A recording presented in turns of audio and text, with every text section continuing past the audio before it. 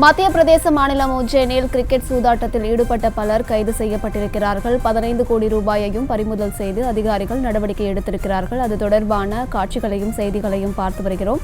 மேலும் விவரங்களை கொடுப்பதற்காக செய்தியாளர் மதியழகன் இணைப்பில் இருக்கிறார். பேசலாம்.